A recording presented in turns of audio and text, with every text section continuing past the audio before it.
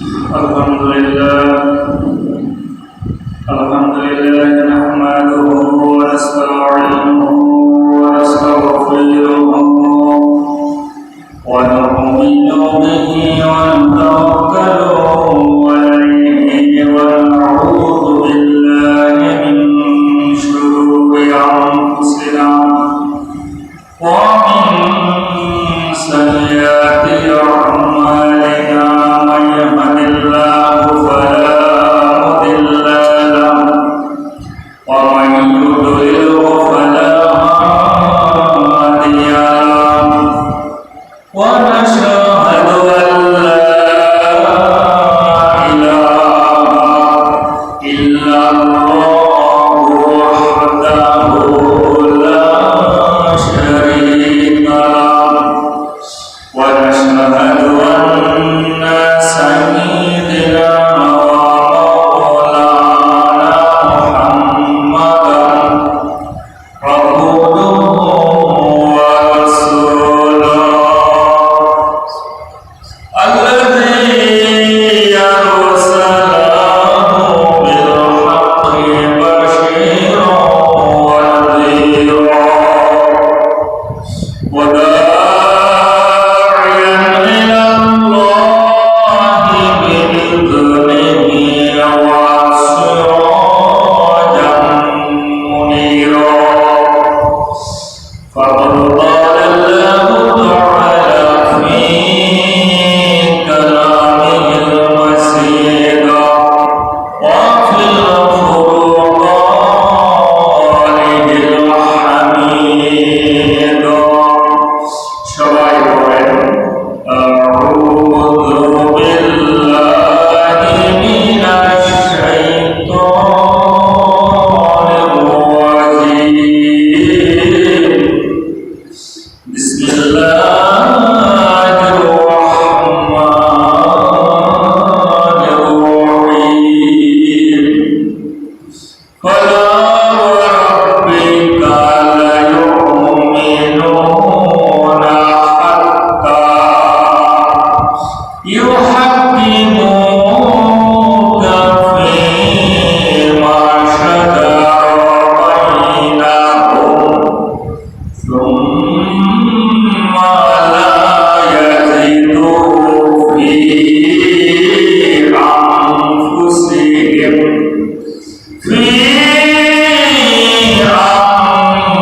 أنفسهم حرجا مما قضيت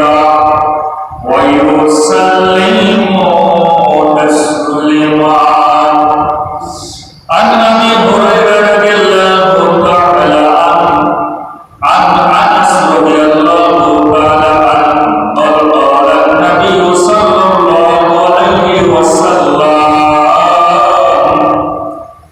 لا يؤمن أحدكم حتى أكون أحب إليه من والده وولده والناس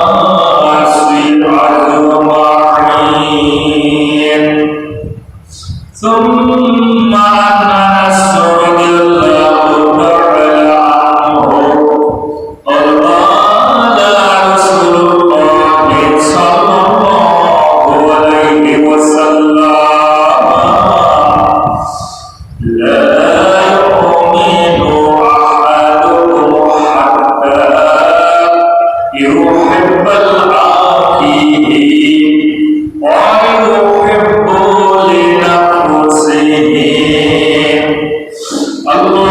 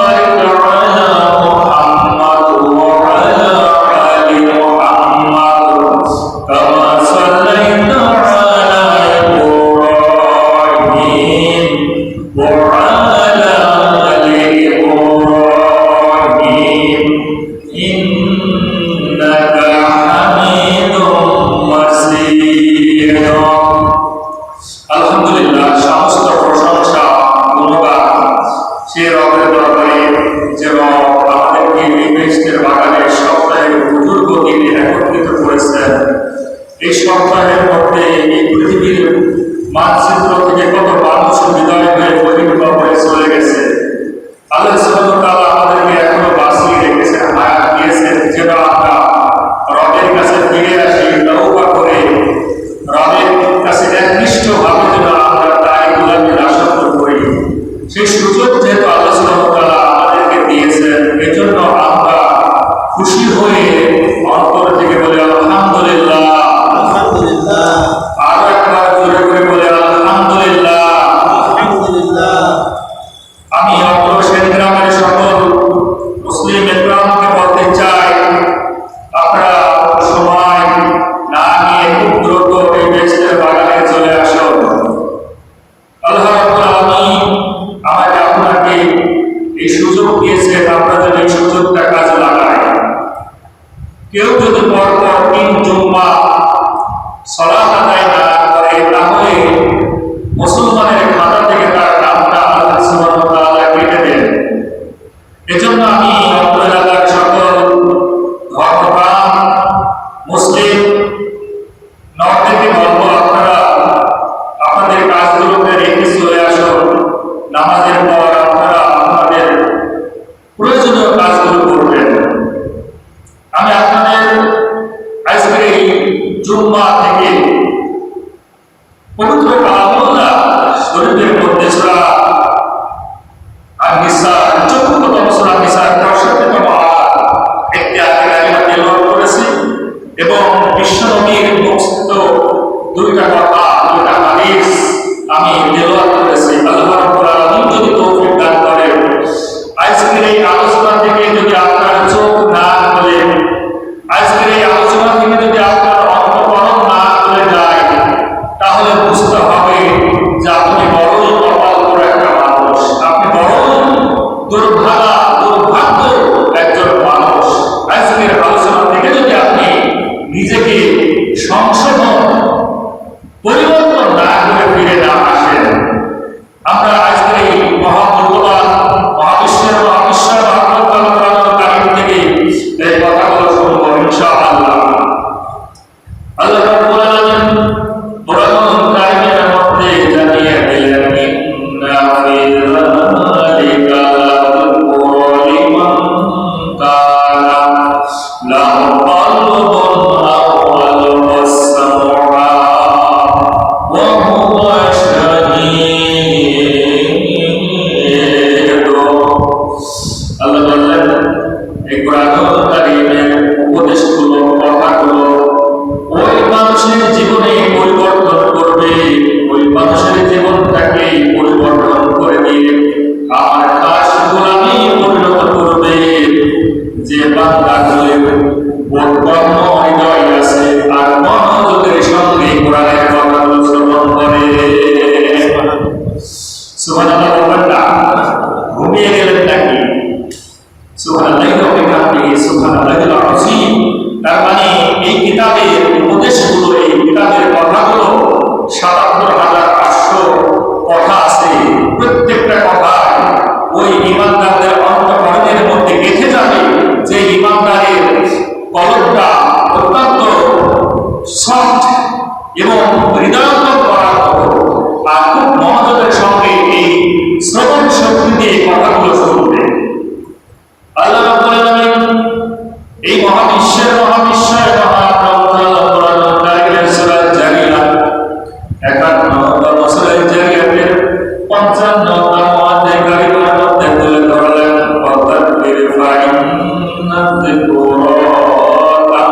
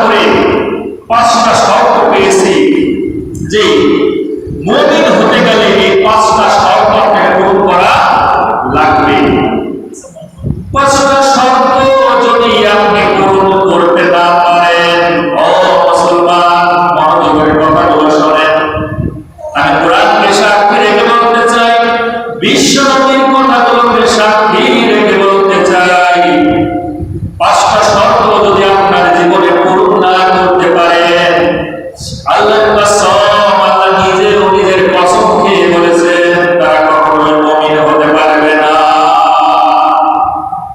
আল্লাহ রাব্বুল আলামিন জান্নাত বানিয়েছেন, বেহেশত বানিয়েছেন, কাদেরকে দিবেন? এই কথা কোরআনুল কারীমে সূরা আলে ইমরান 3তম সূরা ইমরানের 133তম আয়াতের শেষে বলেন, উইদ্দাত লিল মুত্তাকিন। আল্লাহু আকবার। আল্লাহ যে বললেন, আমি আমার এই নাজ নিয়ামতে পরিপূর্ণ, ফি জান্নাতিন নাঈম, নাজ নিয়ামতে পরিপূর্ণ এই জান্নাতটা আমি বানিয়েছি তাদের জন্য যারা মুত্তাকি, যারা মুমিন বান্দা। সুতরাং আপনি যদি মুমিন হতে চান, আজকের এই আলোচনা থেকে 5টা শর্ত আপনাকে মেনে নেওয়া লাগবে। এই 5টা শর্ত মানতে গিয়ে যদি তামাম পৃথিবী আপনার বিরুদ্ধে চলে যায়, এই 5টা শর্ত মানতে গিয়ে যদি আপনার স্ত্রী আপনার কাছ থেকে দূরে চলে যায়, 5টা শর্ত মানতে গিয়ে যদি আপনার ছেলে সন্তান আপনার কাছ থেকে দূরে চলে যায়, আল্লাহ বলেন কোনো যায় আসে না, আর কোনো কিছু তোয়াক্কা না করে এই 5টা শর্ত গোলাম তোমার মানা রাখবে। আল্লাহ কোরআনুল কারীমের মধ্যে ঈমানদারকে জান্নাত দিবে কথা আমি খুঁজে পাইনি। আল্লাহ কিন্তু বলে নাই যে আমি ঈমানদারকে জান্নাত দিব, একটা আয়াত আপনি দেখাতে পারবেন না। আল্লাহ যেখানে কোরআনুল কারীমের মধ্যে বলেছেন ইন্নাল্লাযীনা আমানু, তার সাথে কিন্তু আরেকটা জিনিস জুড়ে দিয়েছেন, ওয়া আমিলুস সালিহাতি লাহুম জান্নাতুন তাজরি মিন তাহতিহাল আনহার।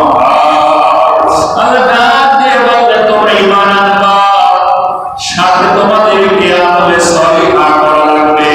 ঈমান এবং আমল, এই দুইটার বিনিময়ে আল্লাহ রাব্বুল আলামিন আমাদেরকে জান্নাতে নিশ্চিত করেছেন। বলেন সুবহানাল্লাহ।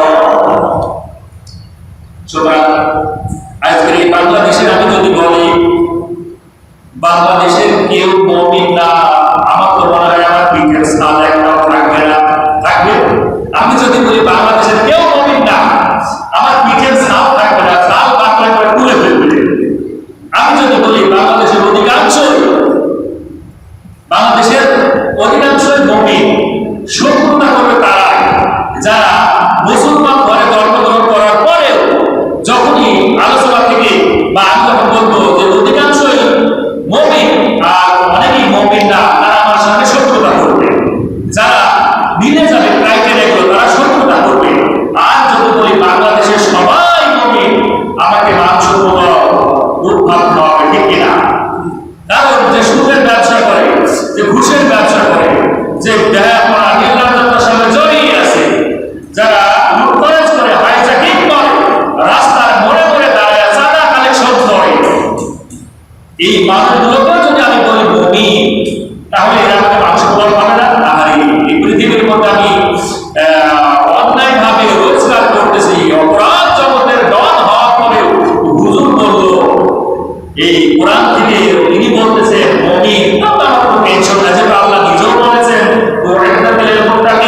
আমি মুমিনদেরকে জান্নাত দিব, মুমিনদের জন্য তো জান্নাত বানিয়েছে। সুতরাং এটা আমাদেরকে দেখতে হলে আমাদেরকে একটু আলোচনায় ফিরিয়ে আনতে হবে। এই পৃথিবীতে অমুসলিম থেকে মুসলমান হতে গেলে কয়েকটা স্টেপ অতিক্রম করা লাগে। 1 নম্বর হলো ঈমান আনা লাগে। 1 নম্বর কি? ঈমান আনা লাগে। 2 নম্বর হলো ঈমানদার দাবি শর্ত পূরণ করতে হবে। ঈমান আনলেই হবে না, ঈমানদার দাবি করতে হলে 3টা শর্ত আপনাকে পূরণ করা লাগবে। এই ঈমান আনা আর ঈমানদার দাবির যে শর্ত, এই 2টা যখন আপনি ফুলফিল করতে পারবেন, তখনই আপনি মুমিন হওয়ার 5টা শর্ত আল্লাহ দিয়েছেন। আমি কোরআন থেকে গবেষণা করে পেয়েছি 3টা, আর হাদিসের আলোকে পেয়েছি 2টা। এই 5টা শর্ত আপনার জীবনে অটোমেটিক পূরণ হয়ে যাবে। বলেন সুবহানাল্লাহ। মারিফাতুল ঈমান, ঈমান পরিচিতি। এই ঈমান শব্দটা আল্লাহ কোরআনুল কারীমের মধ্যে একবার নয় 880 বার দিয়েছেন। 15টা ডেরিভেটিভ ফর্মে, তার মধ্যে একটা ডেরিভেটিভ ফর্ম হলো এই ঈমান শব্দটা আমনুন শব্দ থেকে, মূল আমনুন থেকে উৎপত্তি হয়েছে। ঈমান শব্দের শাব্দিক অর্থ আমি পেয়েছি 9টা। 1 নম্বর হলো বিশ্বাস, 2 নম্বর নিরাপদ, শান্তিপূর্ণ, প্রশান্ত নিরাপত্তা, 3 নম্বর হলো আমানত, 4 নম্বর পবিত্র কোরআনুল কারীম, 5 নম্বর নির্ভয়, 6 নম্বর বিশ্বস্ত, 7 নম্বর নিরাপদ স্থান, 8 নম্বর মুমিন পুরুষ, 9 নম্বর হলো মুমিন নারী। এটা হলো ঈমানের শাব্দিক অর্থ। ঈমানদারের আবিধানিক অর্থ আমি বুঝে পেয়েছি 6টা। ঈমান, এই ঈমানের আবিধানিক অর্থ হচ্ছে 6টা। 1 নম্বর হলো স্বীকৃতি দেওয়া লাগবে। কি দেওয়া লাগবে? স্বীকৃতি দেওয়া লাগবে। 2 নম্বর হলো আনুগত্য করা লাগবে। আর 3 নম্বর হলো বিশ্বাস করা লাগবে। 4 নম্বর হলো অবগত হতে হবে। 5 নম্বর হলো নির্ভর করা লাগবে একমাত্র আল্লাহ সুবহানাহু ওয়া তাআলার কাছে। আর 6 নম্বর যে আবিধানিক অর্থ হলো অভ্যন্তরীণ কার্যাবলী বোঝা, অর্থাৎ অভ্যন্তরের ভিতরে যে কাজগুলো আছে এই কাজগুলোকে বোঝানো হয়। তার মানে এই শব্দে যে আবিধানিক অর্থগুলো যদি আমরা তাকাই, তাহলে আমাদের মনে হয় যে আমরা এখন ঈমানদারি হতে পারবো। ঈমানটা কিভাবে আসতে হয় এটাই আসতে পারি, কিন্তু মুমিন তো অনেক দূরের কথা। মুসলমান, মুমিন, মুত্তাকি, মুহসিন, মুহবিন, মুমিন, তাওবাকারী, আল্লাহর যে প্রিয় নামগুলো কোরআনের তারিখের মধ্যে আছে, এই নামগুলো কতগুলো কথা আমরা এখনো পর্যন্ত ঈমানদার হতে পারি না। ঠিক না? এই ঈমান অর্থাৎ আল ঈমান, এই শব্দটা কোরআনুল কারীমে 21টা সূরা 40টা আয়াতে 45 বার দিয়েছে। বলেন সুবহানাল্লাহ।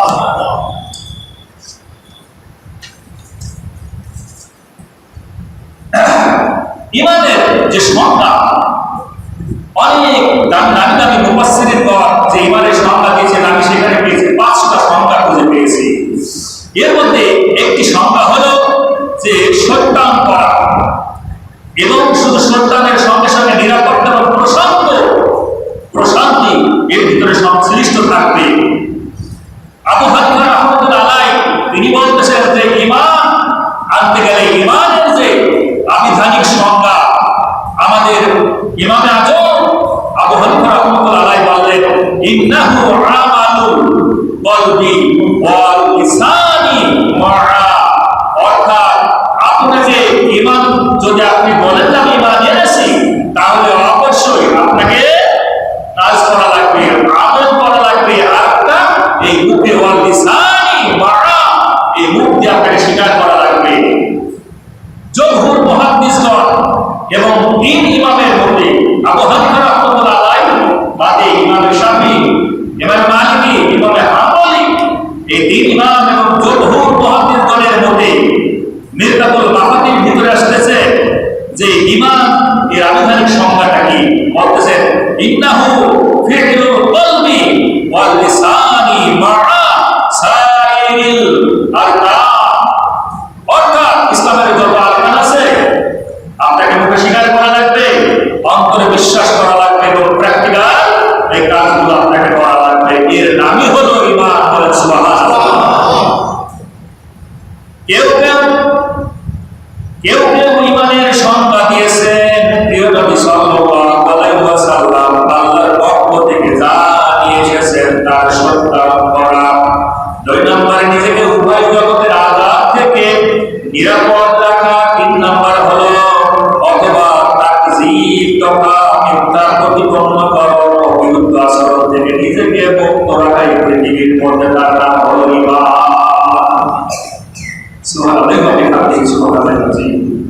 সব কিছুর মূল কোরআনুল কারীমের মধ্যে যদি আমরা দেখি ঈমান আনার শর্ত কয়টা। একজন মুসলিম থেকে যখন মুসলমান হবে, ঈমান আনতে গেলে কয়টা শর্ত লাগে? কয়টা?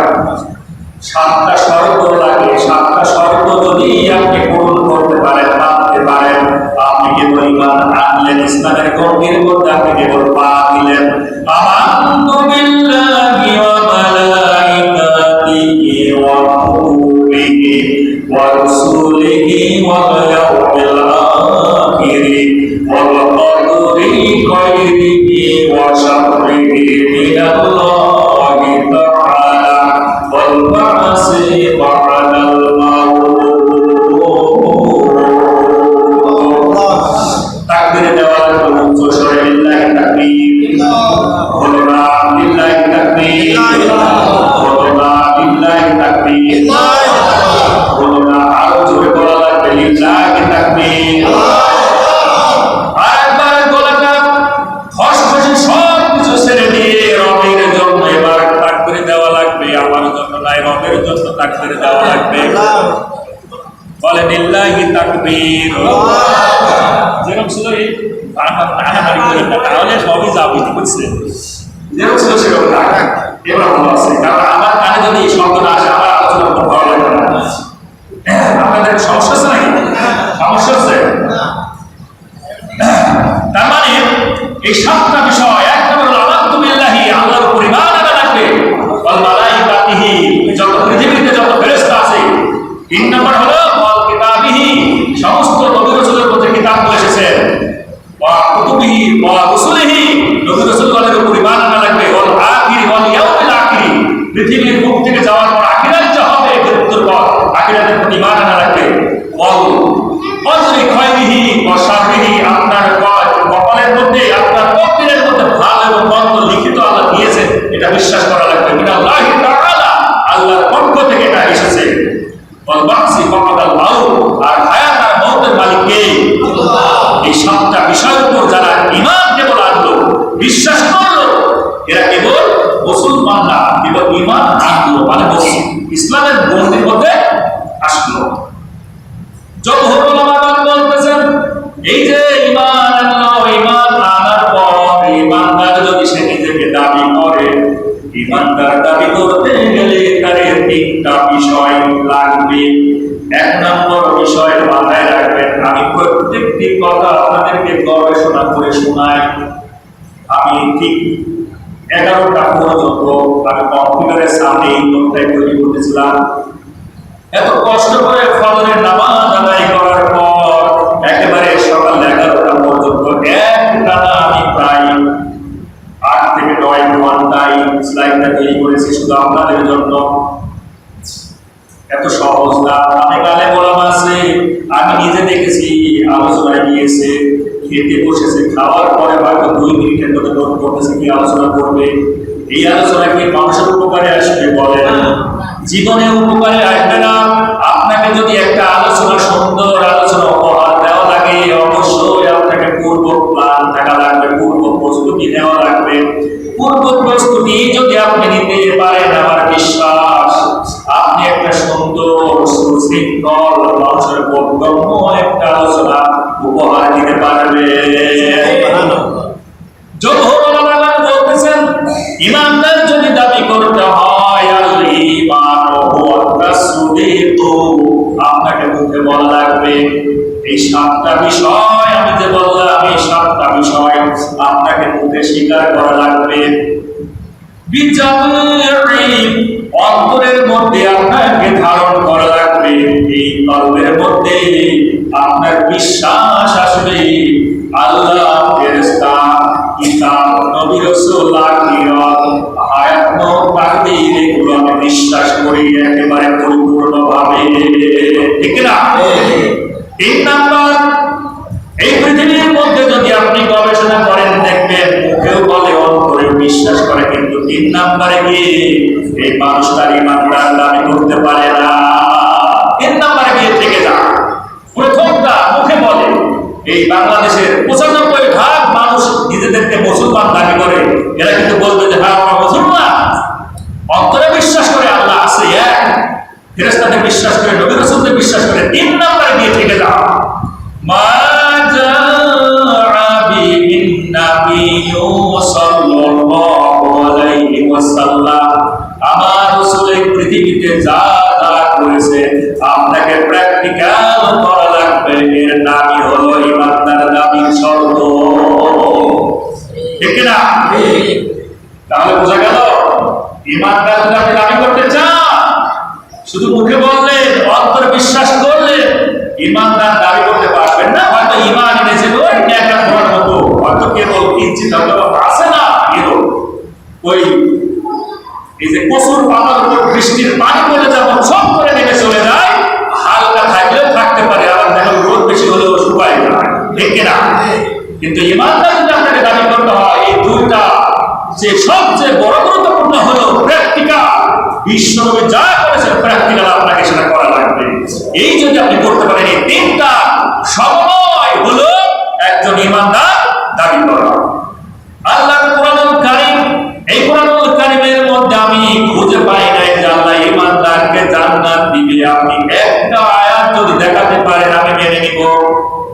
যেহেতু আমানু ইমানদার, এই কথাটা আল্লাহ একটা নয়, দুইটা নয়, 879টা এই শব্দ আল্লাহ কোরআনুল কারীমের মধ্যে দিয়েছেন, একটা দুইটা নয়। তার মানে আমি অবশ্যই পড়েছি। আমি যতটুকু জানি ইমানদারকে আল্লাহ জান্নাত দিবে কথা পাই নাই। ইমানদার প্লাস প্র্যাকটিক্যাল আমল। আল্লাহ বললেন ইন্নাল্লাযীনা আমানু ওয়া আমিলুস সালিহাতি লাহুম জান্নাতুন তাজরি মিন তাহতিহাল আনহার। এক জায়গায় খুঁজে পাবেন না আল্লাহ বলেছেন ইন্নাল্লাযীনা আমানু লাহুম জান্নাতুন তাজরি মিন তাহতিহাল আনহার। এক জায়গায় খুঁজে পাবেন না। আবার এরও পাবেন না যে ওয়া আমিলুস সালিহাতি লাহুম জান্নাতুন তাজরি মিন তাহতিহাল আনহার। এই কথা যদি আল্লাহ বলতেন, সর্বপ্রথম জান্নাতে যেত বিল গেটস, ঠিক না? এই বিধর্মীরা, খ্রিস্টানরা আগে জান্নাতে যেত কেন? কারণ তারা যে খরচ করে, তারা যে অনুদান দেয়, তারা মানবতার ক্ষেত্রে বহু দান খয়রাত করে।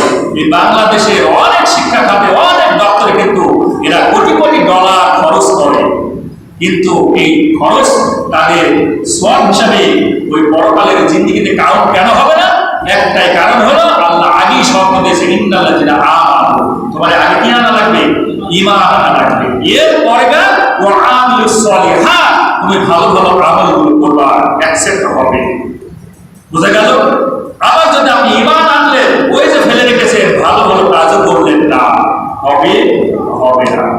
আমার সম্মানিত ভাইরা, আমার সম্মানিত মুসলমানেরা, এবার মনোযোগ দিয়ে শোনেন। আমরা তো কোন পেলাম সাতটা অনেক গবেষণার কথা থাকলে সময়টা বলতে পারবো না, মেন হেডিংসে চলে আসি। ইমানদার কাকে বলে? ঈমান কি আমরা বুঝলাম, ঈমানদার দাবি শর্ত বুঝলাম, কিন্তু আল্লাহ তো বললেন আমি জান্নাত তৈরি করেছি মুমিনদের জন্য, আমি জান্নাত তৈরি করেছি মুত্তাকিদের জন্য, মুসলিমদের জন্য, মুমিনদের জন্য। তার মানে এবার আমাদের কি শর্ত আল্লাহ দিচ্ছেন? আল্লাহ কোরআনুল কারীমের মধ্যে শপথ করলেন ফালা ওয়া রাব্বিকা। আল্লাহ ডাক দিয়ে বললেন ফালা ওয়া রাব্বিকা, ও নবী, ও মুহাম্মদ, তোমার রবের কসম করে আমি বলতেছি। আল্লাহ নিজেই নিজের কসম করলেন। কার কসম করলেন? ফালা ওয়া রাব্বিকা, তোমার রবের কসম। তার মানে আল্লাহ সুবহানাহু ওয়া তাআলা তার নিজের ইজ্জতের কসম করলেন। সূরা নিসা, চতুর্থতম সূরা নিসা 65তম আয়াতে প্রথমে আল্লাহ বলেন ফালা ওয়া রাব্বিকা লা ইউমিনুনা হাত্তা, তারা ততক্ষণ পর্যন্ত মুমিন হতে পারবে না। জবাবটা খুলে দিয়ে বলেন, তারা ততক্ষণ পর্যন্ত মুমিন হতে পারবে না। ততক্ষণ পর্যন্ত কি পর্যন্ত? আল্লাহ কিন্তু সবকিছু ওপেন করে দিয়েছেন। এই কোরআনুল কারীমের মধ্যে কোনো কিছু গোপন রাখে নাই। এই কোরআনকে আপনি যখনই খুলবেন সবকিছু ওপেন পেয়ে যাবেন। আল্লাহ রাব্বুল আলামিন বললেন ইউহাক্কিমুকা ফীমা শাজারা বাইনাহুম। আল্লাহ রাব্বুল আলামিন বললেন যতক্ষণ পর্যন্ত না আইন বিভাগ, বিচার বিভাগ আর শাসন বিভাগ, এই তিনটা বিভাগের মীমাংসার ভার, ফয়সালার ভার, যত রকমের জ্ঞান ফাসাদ, যত রকমের গন্ডগোল, সব কিছুর মীমাংসার ভার আমার বিশ্ব নবীকে যতক্ষণ না তোমরা বিচারক না বানাবা। এই কথা কার? সবাই যদি না বলেন বুঝবো যে ঝামেলা আছে। এই কথা কার? আল্লাহ নিজেই বললেন ইউহাক্কিমুকা ফীমা শাজারা বাইনাহুম। যতক্ষণ পর্যন্ত না বিশ্ব নবীকে তিনটা সেক্টরের দায়িত্ব না দেওয়া হবে, বিচারক না দেওয়া হবে, ততক্ষণ পর্যন্ত আমরা কেউ মুমিন হতে পারবো না। ইউহাক্কিমু, এই শব্দটা হাকিম, হা কাফ মিম হাকিম, এর 210টা সে মূল ধাতু হিসাবে শব্দ, 12টা ডেরিভেটিভ ফর্ম এসেছে। তার মধ্যে একটা শব্দ হলো ইউহাক্কিম। দুইবার আল্লাহ কোরআনুল কারীমের মধ্যে দিয়েছেন, একটা সূরা নিসা 65তম আয়াতে দিয়েছেন, আর পঞ্চম পঞ্চমতম সূরা আল মাইদার 43তম আয়াতে ইউহাক্কিম শব্দটা আল্লাহ দিয়েছেন, মানে বিচারক মানবে। কাকে কাকে বিচারক মানবে? কাকে?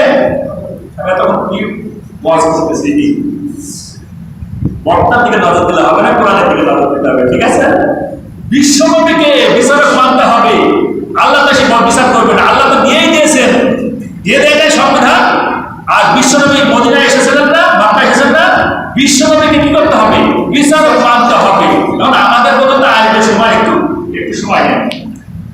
এখন এই হাকিম শব্দটা উত্তম বিচারক, শ্রেষ্ঠ বিচারক, আসমানি সিলেবাস দিয়ে যেটা বিধান দেওয়া হয়, এর আরেকটা শব্দের অর্থ হলো প্রজ্ঞাময়, মহাবিজ্ঞ, আরেকটা হলো উভয়বাদী, বিবাদী, সবাই ন্যায় বিচার প্রতিষ্ঠিত হবে যদি হাকিম দিয়ে, সংবিধান দিয়ে যদি বিচার ফয়সালা করা হয়। বলেন সুবহানাল্লাহ। এই কারণে আল্লাহ রাব্বুল আলামিন বললেন ইউহাক্কিমুকা ফীমা শাজারা বাইনাহুম, বিশ্বনবীকে এই দায়িত্ব দেওয়া লাগবে। এবার আসুন দ্বিতীয় শর্ত আল্লাহ বললেন, 5টা শর্ত মুমিন হতে গেলে, জান্নাত পেতে গেলে। 1 নম্বর শর্ত, মুমিন হতে গেলে বিশ্বনবীকে কি মানা লাগবে?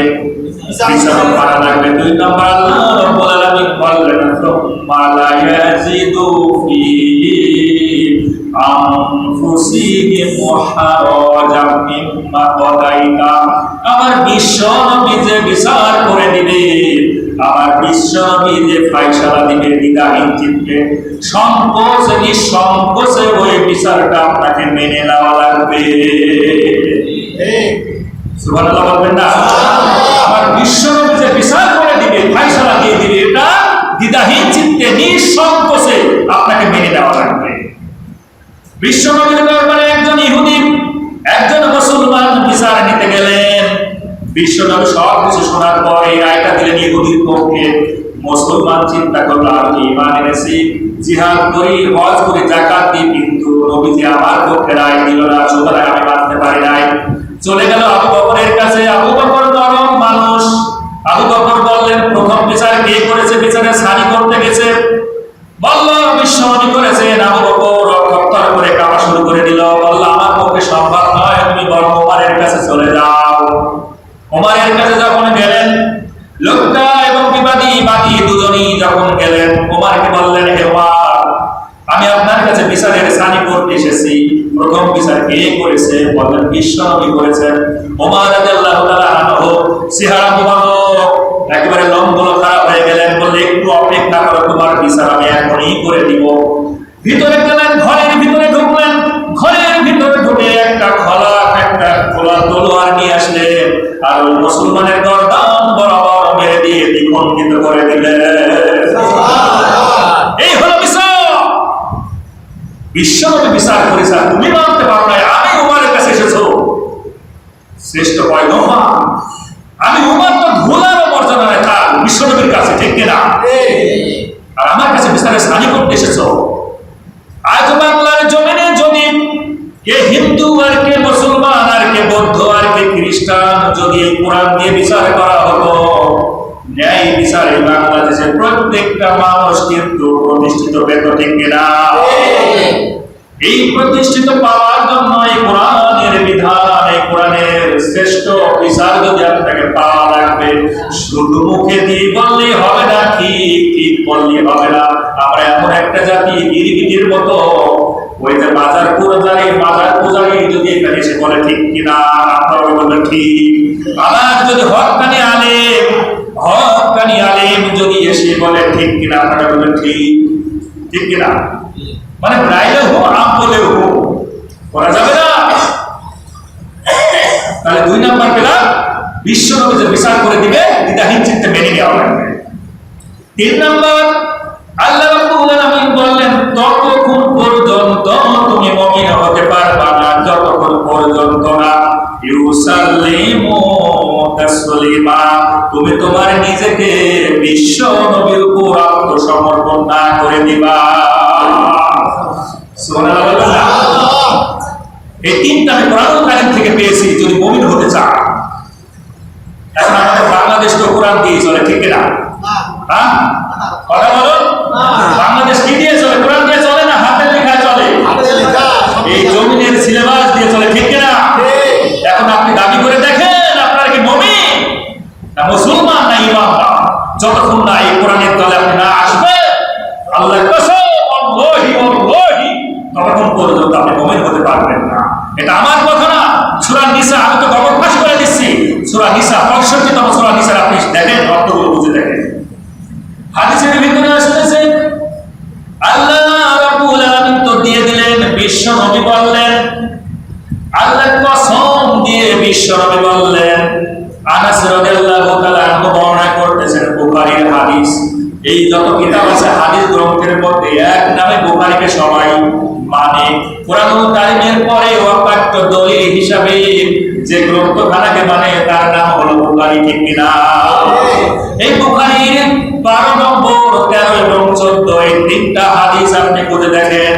আল্লাহর হাবিব বিশ্ব নবী বলেন, আল্লাহ রাসূলের প্রিয় ছাত্র আনাস রাদিয়াল্লাহু তাআলা বললেন, লা ইউমিনু আহাদুকুম হাত্তা আকুনা আহাব্বা ইলাইহি মিন ওয়ালিদিহি ওয়া ওয়ালাদিহি ওয়ান নাসি আজমাইন। আল্লাহর হাবিব বললেন, ও পৃথিবীর মানুষ শোনো, লা ইউমিনু, তুমি ততক্ষণ পর্যন্ত মুমিন হতে পারবা না, আহাদুকুম, তোমাদের মধ্যে অর্থাৎ মানুষের মধ্যে, হাত্তা, ততক্ষণ পর্যন্ত আকুনা আহাব্বা ইলাইহি, যতক্ষণ না তুমি তোমার নিজের চেয়েও বিশ্ব নবীকে ভালো না বাসবা। 2 নাম্বার হলো মিন ওয়ালিদিহি, যতক্ষণ পর্যন্ত না তুমি তোমার পিতা মাতার চেয়েও বিশ্ব নবীকে ভালো না বাসবা। 3 নাম্বার হলো ওয়ালাদিহি, যতক্ষণ না তুমি তোমার ছেলে সন্তানের চেয়েও বিশ্ব নবীকে ভালো না বাসবা। ওয়ান নাসি আজমাইন। আল্লাহ রাব্বুল আলামিনের হাবিব বললেন, যতক্ষণ পর্যন্ত না তামাম দুনিয়ার সমস্ত মানুষের তুলনায় আমার বিশ্ব নবীকে আপনি ভালো না বাসবেন, ততক্ষণ পর্যন্ত আপনি মুমিন হতে পারবেন না। আমার যুবক ভাইরা তো ভালোবাসে কাকে? শাহরুখ খানকে, সালমান খানকে, পরিবারকে। যুবক ভাইরা কিছু মনে করে না, যদি সত্য না হয় আমি বাকি গিয়ে বলতেছি না। অনেক যুবককে জিজ্ঞেস করতে চায় যে কেমন হতে চাও, বলে আমি শাহরুখের মতো হতে চাই, আমি সালমান খানের মতো হতে চাই, কেউ বা বিভিন্ন ক্যাটাগরির মানুষের মতো হতে চাই বলে। অথচ প্রত্যেকে জুম্মায় বুধবার সবাই কিন্তু বলে যে হাসান ওয়াল হুসাইন রাদিয়াল্লাহু তাআলা আনহু, বলে না যে জান্নাতের তিনারা হবে সর্দার। আপনি যদি হতে চান ওই হাসান হুসাইনের মতো হন, আপনি যদি হতে চান ওমরের মতো হন, আপনি যদি হতে চান বিশ্বনবীর আদর্শের মতো হন, তবেই অ্যাকসেপ্ট হবে। এছাড়াও পৃথিবীর আর যত রকমের এই বাজে চরিত্রের মানুষ আছে, এদের মতো হতে গেলে জীবন একেবারে জাহান্নাম হয়ে যাবে, ঠিক কিনা? তার মানে 4টা শর্ত কিন্তু পেয়ে গেলাম। 4টা শর্ত, অর্থাৎ তোমার রাদিয়াল্লাহু তাআলা আনহুকে আল্লাহ রাসূল বললেন, ওমর তুমি কেমন ভালোবাসো আমাকে? আল্লাহর হাবিব যখন ওমরকে জিজ্ঞেস করলো, ওমর বলল, ইয়া রাসূলুল্লাহ, আমি চিন্তা ভাবনা করে দেখলাম আমি তো আপনাকে ভালোবাসি, আমার জীবনের চেয়ে বেশি ভালোবাসতে পারি নাই। আল্লাহ রাসূল বললেন, ওমর তুমি এখনো পর্যন্ত মুসলমান হতে পারো নাই, মুমিন হতে পারো নাই, একটু বুঝে শুনে তোমাকে অ্যানসার দেওয়া লাগবে। ওমর রাদিয়াল্লাহু তাআলা আনহু কিছুক্ষণ পর চিন্তা ভাবনা সব কিছু করে বিশ্ব নবীকে শুনিয়ে দিলেন, হে আল্লাহর রাসূল, আমি সব কিছু চিন্তা ভাবনা করে আমি সাক্ষ্য দিলাম, तमाम দুনিয়ায় আমার বাবা মা, আমার ছেলে সন্তান, আমার জীবনের নিজের জীবনের চেয়েও আমি আল্লাহর রাসূল আপনাকে সবচেয়ে বেশি ভালোবাসি। 5 নম্বর শর্ত, 5টা শর্ত আল্লাহ রাব্বুল আলামিনের হাবিব এবারে জানিয়ে দিলেন। আনাস রাদিয়াল্লাহু তাআলা বর্ণনা করতেছেন, আনাস রাদিয়াল্লাহু তাআলা قال النبي صلى الله عليه وسلم لا يؤمن احدكم حتى, তুমি ততক্ষণ পর্যন্ত মুমিন হতে পারবা না, ইউহাব্বা লাকিহি, যতক্ষণ পর্যন্ত না তুমি তোমার ভাইকে ওই ভালোবাসা না দিতে পারবা, মা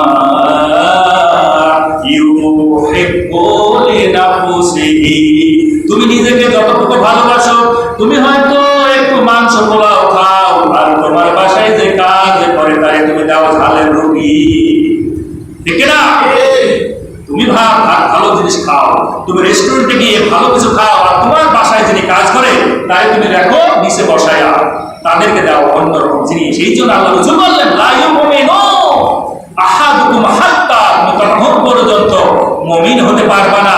ও গ্রামের মা বোনেরা শুনে রাখো, ততক্ষণ পর্যন্ত আপনি মুমিন নারী হতে পারবেন না যতক্ষণ পর্যন্ত না আপনি নিজেকে যেভাবে ভালোবাসেন ঠিক সেইভাবে যদি আপনার প্রতিবেশী মুসলমানদেরকে আপনি সেইভাবে যদি ভালোবাসা না দিতে পারেন। আমি একটাই বুঝাই দিলাম, তার মানে ভালোবাসা বলতে আপনার প্রত্যেকটা ক্ষেত্রে, ঠিক কিনা?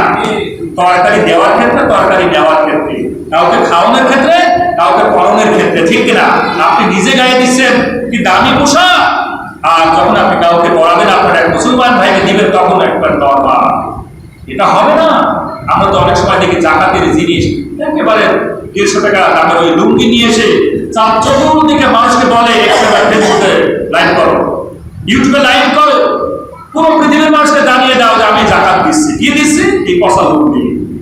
মানুষ বুঝে, মানুষ না বুঝলেও ফেরেশতারা বোঝে, আর ফেরেশতাদেরকে যে হুকুম করেছে সেই রব আল্লাহ বুঝে। সুতরাং এই 5টা শর্ত যদি আপনি না মানতে পারেন তাহলে আল্লাহর কসম আপনি মুমিন হতে পারবেন না। এখন কথা হলো যে বিশ্বনবী তো না, এটা বিচারক মানব কাকে, ঠিক না? আমি কিন্তু সংক্ষেপে চলে এসেছি, আমার আলোচনাটা প্রায় 2 ঘন্টার আলোচনা, আমি সংক্ষেপে নিয়ে এসেছি। সংক্ষেপে নিয়ে আসা খুব কঠিন কাজ, কিন্তু আপনাদের বোঝানোর জন্য আমি সংক্ষেপে নিয়ে এসেছি। এখন কথা হলো যে বিশ্বনবী তো আমাদের মাঝে নেই, আছে? আছে? সবাই বলতেছে আছে না? একদল বলে এখনো বিশ্বনবী জীবিত আছে। আছে বিশ্বনবী?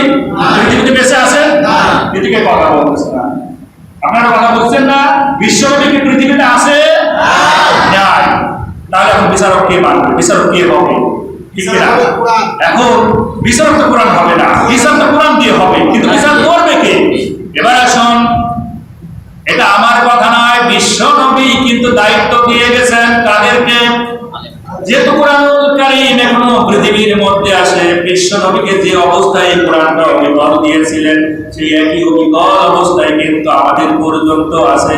কিয়ামত পর্যন্ত এই কোরআনুল কারীমের একটা জের জবর পেশের কোনো পরিবর্তন হবে না। সুতরাং এই কোরআন কিন্তু আছে, বিশ্বনবী নাই। বিশ্বনবী সাল্লাল্লাহু আলাইহি ওয়াসাল্লাম বললেন, আল উলামা ওয়ারাসাতুল আম্বিয়া, আমি তো থাকবো না, কিন্তু আমার আলেম ওলামা যারা থাকবে এই কোরআন দিয়ে তারাই কিন্তু বিচার করবে, ঠিক কিনা? কিন্তু দেখা যায় চিত্র ভিন্ন। বাংলাদেশের সবচেয়ে প্রখ্যাত আলেমদ্বীন, যে মানুষটা 50 বছর কোরআনের দাওয়াত দিলে বাংলায় জমিনে, যে মানুষটাকে তাফসীরের সম্রাট বলা হয়, যে মানুষটাকে তাফসীর জগতের কিংবদন্তি বলা হয়, যে মানুষটাকে তামাম পৃথিবীর সম্মান দিলেন, এই মানুষগুলো আজকে বাংলার জমিনে কিন্তু সবচেয়ে নির্যাতিত, ঠিক কিনা? যে মানুষগুলো ওই বিচারকের আসনে বসে বিচার ফয়সালা করবে কোরআন দিয়ে, কিন্তু দেখা যায় ওই মানুষগুলো কাঠগড়ায় দাঁড়ায় হাত দুখানা জোর করে দিয়ে আজ তাগুত বাতিল মানুষের বানানো আইন দিয়ে তৈরি ওই বিচারকের সামনে দাঁড়ায় থাকে, ঠিক কিনা? এই মানুষগুলো এদের সামনে দাঁড়ায় থাকে, এরা কি বিচার করবে? এদেরকে অবশ্যই নির্যাতন জুলুম করা হয়, ঠিক কিনা? আজ আলেম ওলামা আজ তারা বিচারকের আসনে বসে এইটা দিয়ে বিচার করবে, আর মানুষের মধ্যে ন্যায় প্রতিষ্ঠা করে দিবে, সাম্য প্রতিষ্ঠা করে দিবে। এটা কি আমার কথা? আমি এতক্ষণ যে কথা বললাম এটাকে আমি একটা কথা বানিয়ে বলেছি? প্রত্যেকটা কথা আপনাকে রেফারেন্স দিয়ে বলেছি, এই কোরআন এবং হাদিস এবং তার নাম্বারিং সহ আমি বলে দিয়েছি আপনাদেরকে। সুতরাং সেই আলেম ওলামা যে বিচারকের আসনে বসে বিচার করবে, অথচ দেখা যায় আলেম ওলামা কাঠ গড়ায় দাঁড়ায় দুখানা হাত জোর করে আজ ওই বাতিল তাগুত যে বিভিন্ন বিশ্ববিদ্যালয় থেকে পড়াশোনা করে এসেছে, যার ভিতরে কোরআনের কোনো জ্ঞান নাই, যার ভিতরে হাদিসের কোনো জ্ঞান নাই, এই মানুষটা বিচারকের আসনে বসে কিবা হিন্দু, কিবা মুসলমান, আর কিবা বৌদ্ধ আসনের দাঁড় করায় দিয়া এই আলেমদেরকে জোর হাত করতে বাধ্য করেছে, ঠিক কিনা? আর এরা লিখিত দেয়, আলেমরা যাবে ওই অন্ধকার চৌকষ্টের মধ্যে বছরের পর বছর এদেরকে আয়না ঘরে পুরে রাখা হয়, ঠিক কিনা? তুমি আয়না ঘরে পুরে রাখবা, আর তুমি বিচার করবে, বিচার করবে অথচ দেখা যায় ওই বিচারকের আসনে বসে বিচার করবে, অথচ দেখা যায় আলেমরা যাবে ওই অন্ধকার চৌকষ্টের মধ্যে বছরের পর বছর এদেরকে আয়না ঘরে পুরে রাখা হয়, ঠিক কিনা? তুমি আয়না ঘরে পুরে রাখবা, আর তুমি বিচার করবে এই আয়না ঘর আজকে উল্টায় যাচ্ছে, ঠিক কিনা? বাংলাদেশে সালমানের রহমান, আমি তার কোম্পানিতে 5 বছর ছিলাম, এই ডেক্সন তো আমি 5 বছর ছিলাম। এই মানুষটা টাকা পয়সার কোনো অভাব নেই, শুধু অভাব হলো এটা, এই যে উপদেশ, এটার অভাব ছিল। আবু সুলের প্রকৃত ভালোবাসা এর ভিতরে অভাব ছিল, না হলে কেন আজ এত বড় মাপের একজন মানুষ, তার কীর্তি পরিচয় যদি বলা হয় তাহলে তাজ্জব হয়ে যাবে। এত একজন প্রতিষ্ঠিত মানুষ এই সালমানের রহমান, অথচ আজকে দেখেন সে একেবারে মুছ দাড়ি সবগুলো কামিয়ে একেবারে, যদিও মানে আল্লাহর সঙ্গে তো দুশ্মনী করলো, মানে দাড়ি কেটে তো আল্লাহর সঙ্গে দুশ্মনী করলো, আর তাহলে পৃথিবীতে মানুষের সঙ্গে কত দুশ্মনী করেছিল, ঠিক কিনা? যে আল্লাহর সঙ্গে দাড়ি কেটে দুশ্মনী করতে পারে, এই জমিনে তাদের কাছে ক্ষমতা থাকার পর তারা কত না কত জুলুম করেছে বাংলার মানুষের সঙ্গে, ঠিক কিনা? সুতরাং আজকে কিন্তু ধরা খেয়েছে, রিমান্ড নিচ্ছে, তাকে বড় ডিমো দেওয়া হচ্ছে। কেন? আপনাকে আল্লাহ কি দেয় না? আপনি যদি প্রকৃতপক্ষে যদি আপনি ইসলামের কান্ডারি হতেন, প্রকৃতপক্ষে কোরআন আর সুন্নাহর আলোকে যদি মানুষের জীবনটাকে পরিবর্তন করার চেষ্টা করতেন, আল্লাহ সুবহানাহু ওয়া তাআলা আপনাকে, এই যে আপনার যে একটা নাম আছে দরবেশ, এই দরবেশটা প্রকৃত দরবেশের মতো, ঠিক কিনা? কিন্তু এত দরবেশের প্রকৃত দরবেশ না, এরা সেই শয়তানের দরবেশ বলা হয়, ঠিক কিনা? যারা মানুষের উপর জুলুম করে, যারা মানুষের টাকা, মানুষের অধিকারকে যারা নষ্ট করে, এই শেয়ার মার্কেট ধ্বংস করার মূলই হলো এই লোকটা, ঠিক কিনা? আর ব্যাংকগুলো তো খেয়েই ফেলেছে একেবারে। কেন ভাবেন? বাংলাদেশের প্রত্যেকটা মানুষ তো আপনারই আত্মীয়, কেউ না কেউ আপনার ভাই, আপনার প্রতিবেশী। এই জন্য আমি বলতে চাই, আপনারা যে দলই করেন না কেন, যে রাজনৈতিক নেতাই হন না কেন, সর্বপ্রথম আপনাকে ভাবতে হবে এই বাংলাদেশের মানুষের কল্যাণ, ঠিক কিনা? আপনি যদি মানুষের কল্যাণ ভাবে, আল্লাহ আপনার কল্যাণ ভাববে, ঠিক কিনা? আপনি যদি মানুষের কল্যাণ বাদ দিয়ে মানুষের ওই যে একেবারে ফুটো করার চিন্তা করেন, আল্লাহ আপনাকে ফেরেশতা দিয়ে ফুটো করার চিন্তা করবে, ঠিক কিনা? এই পৃথিবীর মধ্যে কোন জালেম কি পার পেয়েছে? সুম্মা আল্লাহ সুবহানাহু ওয়া তাআলা বলেছেন, যে আমি সার দিই কিন্তু ছেড়ে দিই না, আমি তোমাকে একটু সার দিচ্ছি। ওই যে আমরা ছোটবেলায় ঘুড়ি উড়াতাম না, বাঘেও কিন্তু আমাদের হাতি থাকতো, ঘুড়ি খালি এরকম গালি মারতো, লাস্ট পর্যায়ে কিন্তু আমরা সুতা কেনে দিয়ে আবার কি নিয়ে আসতাম। তো আল্লাহ সুবহানাহু ওয়া তাআলা আমাদের একটা হায়াত দিয়েছেন। আমার সম্মানিত বন্ধুরা, আমার মসজিদ ভরা মানুষগুলো, আপনাদের কাছে আমি বিনীত জোরে আবেদন করতে চাই, অনুরোধ করতে চাই, আপনারা 5টা ওয়াক্ত নামাজ কখনো ত্যাগ করবেন না। আপনি ঘুষ খাচ্ছেন, আচ্ছা ঘুষ খান, নামাজ আদায় করেন, দেখবেন আপনি ঘুষ খাওয়া বন্ধ হয়ে যাবে। আপনি সুদের সঙ্গে জড়িত আছেন, নামাজে আসেন, ইনশাআল্লাহ যদি নামাজ আপনি প্রকৃত করতে পারেন, আপনার সুদ থেকে আপনি বিরত হয়ে যাবেন ইনশাআল্লাহ। এই জন্য যা কিছু আমরা করি না কেন, অন্তত 5টা ওয়াক্ত নামাজ আমরা ত্যাগ করব না। আমরা কারা 5টা ওয়াক্ত নামাজ ত্যাগ করব না, আর আমরা কারা 5টা ওয়াক্ত নামাজ ত্যাগ করব, তারা হাত তুলে দেখান। তার মানে আমরা সবাই 5 ওয়াক্ত নামাজ ত্যাগ করব না ইনশাআল্লাহ। আমার যুবক ভাইরা, আমার বৃদ্ধ চাচারা সবাই কথা দিয়েছে, মসজিদের মধ্যে চেষ্টা করবেন 5টা ওয়াক্ত নামাজ আদায় করার জন্য। আপনি এই মসজিদে আসতে পারেননি, so what? You go in field, yeah, you establish your salah. In the field, you stand, you decline your head to Almighty Allah, no problem. 5 times you have to mosque, no problem. You have important work, you go to your necessary place, there you establish your salah, ঠিক কিনা? সেখানে কিন্তু নামাজ আদায় করো।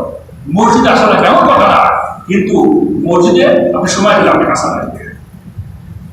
আল্লাহ রাব্বুল আলামিন আজকের এই মসজিদ ভরা মানুষগুলোকে হেদায়েত দান করে এবং 5 ওয়াক্ত সালাত যেন আল্লাহ সুবহানাহু ওয়া তাআলা আমাদেরকে বকশিশ দেন, এবং আমরা যেন এই বকশিশটা পেয়ে 5 ওয়াক্ত সালাত আদায় করতে পারি এবং প্রকৃত মুমিন হয়ে যেন মরতে পারি, সেই তৌফিক আপনার রব, আমার রব, তামাম দুনিয়া রব দান করুন। তৌফিক ইল্লা বিল্লাহ, আমিন।